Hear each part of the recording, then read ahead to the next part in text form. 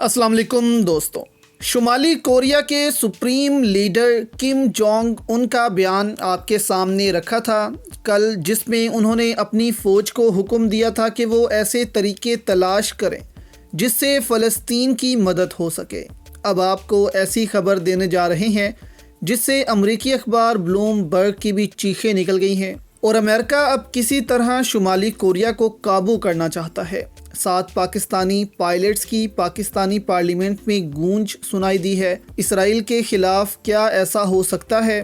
पाकिस्तान बहुत तेज़ी से इस जंग में शामिल होने की तरफ बढ़ता जा रहा है। आपके सामने ये सारी सिचुएशन भी रखते हैं। अब ये खबर ब्लूमबर्ग ने जारी की है दोस्तों कि शुमाली कोरिया ने 10 लाख शेल्स जो हैं वो रूस को फराहम कर दिए हैं। 10 लाख शेल्स का मतलब ये है कि पंजाब जितना अगर सूबा हो और उस पर ये सारे शेल्स बरसा दिए जाएं तो आप कह लें कि हर तरफ तबाही नजर आएगी। अब ये शेल्स इसलिए भी काम आते हैं कि किसी फौज को आगे बढ़ने से रोका जाए या फिर किसी फौज को इन इलाकों से पीछे धकेला जाए जिस पर कब्जा करना चाहते हैं। तो यहाँ पर अब दोस्तों फ़लस्तीन का जिक्र क्यों आ रहा है? क्या रूस के बाद हमास को हथियार फराहम करने जा रहा है शुमाली कोरिया? ये भी आपके सामने रखेंगे कि इससे पहले शुमाली कोरिया के खिलाफ अमेरिका क्या कुछ कर सकता है। डिटेल में आगे बढ़ने से पहले दोस्तों इस वीडियो को लाइक भी कर दें।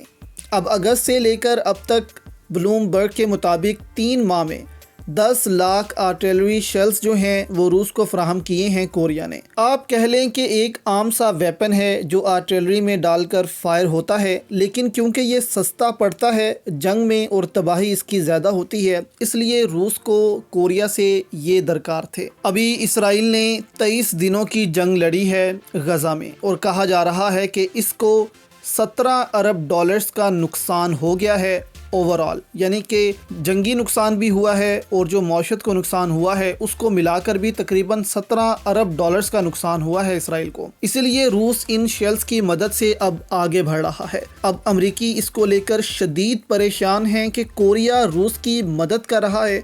खुद अमेरिका बेशक यूक्रेन और इसराइल को अरबों डॉलर्स के असले फराहम करे, लेकिन कोरिया अगर रूस को मदद फराहम करता है तो ये अमेरिका के लिए काबिल कबूल नहीं है। अब इनको डर ये लगा हुआ है कि कहीं ये शेल्स अब हमास की तरफ रूस ना भेज दे, क्योंकि शाम तक तो रूस का एसेस है। वहाँ से आगे हथियार कैसे पहुँचाने हैं हमास को ये भी रूस को मालूम है। तो यहाँ पर अब कल के बयान के बाद कि कोरिया ने हुक्म दिया था कि रास्ते तलाश करें कि कोरिया जो है वो फ़लस्तीन की मदद कैसे कर सकता है। तो इस बयान के बाद इसराइल और अमेरिका ज़्यादा परेशान हो गए हैं कि कहीं हमास को ये हथियार फराहम ना करता रहे कोरिया। तो इसके लिए अब ये भी कहा जा रहा है, ये बातें भी चलने लग गई हैं कि मुमकिन है कि शुमाली कोरिया को काबू करने के लिए अमेरिका जापान और साउथ कोरिया की मदद ले और इनसे कहे कि यहाँ पर छोटी छोटी झड़पें शुरू कर दो शुमाली कोरिया के साथ। लेकिन शुमाली कोरिया इस कदर दोस्तों ताकतवर मुल्क है कि ये ममालिक उससे जंग लड़ने से डरते हैं, बल्कि उसके खिलाफ कोई छोटा सा बयान देने से भी डरते हैं कि कहीं शुमाली कोरिया नाराज ना हो जाए। यहाँ पर दोस्तों अमीर अब्बास की एक ट्वीट आपके सामने रखते हैं, फिर पाकिस्तानी पायलट्स का जिक्र भी करेंगे कि पाकिस्तानी पायलट्स जो इसराइल के खिलाफ लड़े उनका जिक्र पार्लियामेंट में क्यों होने लग गया है। अमीर अब्बास ने दोस्तों यहाँ पर ट्वीट की कि अगर अमेरिका इसराइल को बर्बरियत के लिए 16 अरब डॉलर्स का असला दे सकता है तो इस्लामी ममालिक हमास की दिफाई मदद क्यों नहीं कर सकते? इसराइल से असला खरीदने और अरबों डॉलर्स की तजारत करने वाले इस्लामी ममालिक इसराइल का तजारती बाइकआउट क्यों नहीं कर रहे? इसराइल को तेल की सप्लाई बंद क्यों नहीं की जा रही?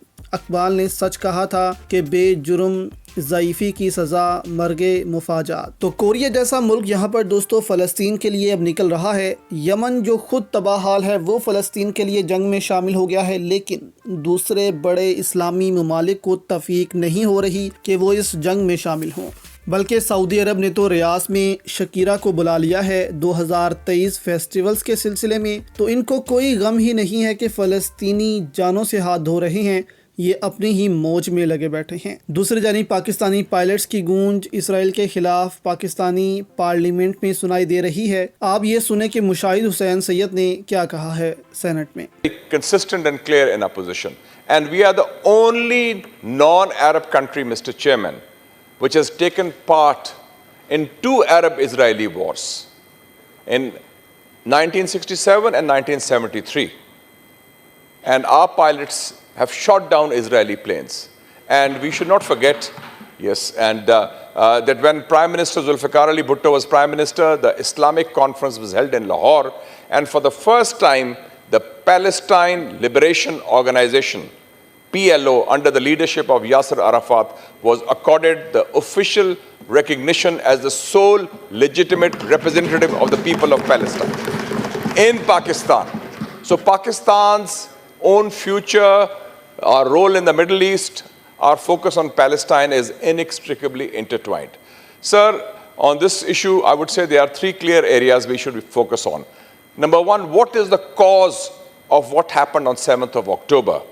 The resistance by the Palestinian people to the repression of Israel. تو اگر تب ہم اسرائیل کو دوستو سبق سکھا سکتے ہیں تو آج کیوں نہیں؟ آج بھی ہم اسرائیل سے لڑنے کی صلاحیت رکھتے ہیں، لیکن ہمیں اپنے اوپر سے وہ خوف ختم کرنا ہوگا جو ہم پر مسلط کر دیا گیا ہے امریکہ کی جانب سے۔ آپ دیکھ سکتے ہیں کہ اس وقت بھٹو وزیر اعظم تھے ملک کے، اور بھٹو کے ساتھ کیا ہوا، اور پچھلی دفعہ عمران خان نے جو اسرائیل کے ساتھ کیا، اسرائیل کو ڈرایا، پوری دنیا میں اسرائیل کے خلاف جو ہے عمران خان بولے، اور آج وہ بھی جیل میں ہے۔ تو یہاں پر سب کو سمجھ جانا چاہیے کہ اصل میں پروپیگنڈے اور اصل میں حکومتیں جو بدلتی ہیں وہ کہاں سے بدلتی ہیں۔